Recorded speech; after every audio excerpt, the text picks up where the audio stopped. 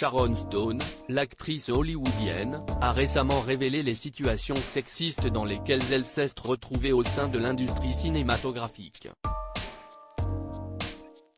Dans une interview pour le magazine Variety, elle a dénoncé la misogynie latente dans l'industrie.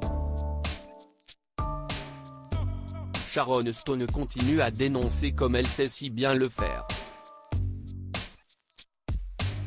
L'actrice hollywoodienne s'est confiée sur la misogynie latente au sein de l'industrie cinématographique au magazine Variety, le 25 janvier dernier et les situations sexistes dans lesquelles elle s'est retrouvée. J'ai travaillé avec certaines des plus grandes stars de l'industrie, qui parlaient littéralement pendant mon gros plan, me disaient ce qu'ils pensaient que je devrais faire. Ils sont tellement misogynes, ce n'est pas Robert De Niro, ce n'est pas Joe Pesci, ce n'est pas ces gars-là, précise celle qui a récemment adopté un enfant.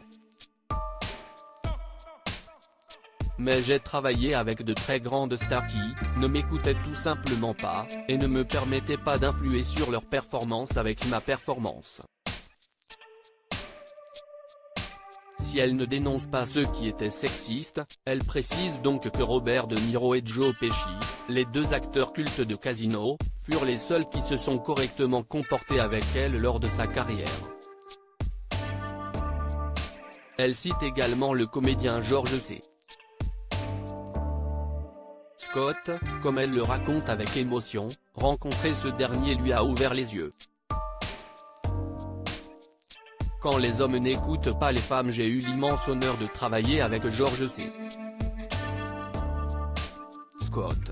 Et il m'a dit, je veux te faire le plus grand compliment que je puisse faire, chérie. Il a mis ses mains sur mon visage et a poursuivi, tu es la personne la plus à l'écoute avec qui j'ai jamais travaillé, mis à part ma femme. Et j'ai pleuré.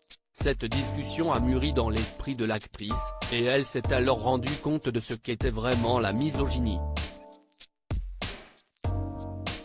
Si elle était à l'écoute comme le disait George C. Scott, la plupart des acteurs avec qui elle a travaillé ne l'étaient pas, notamment envers des femmes.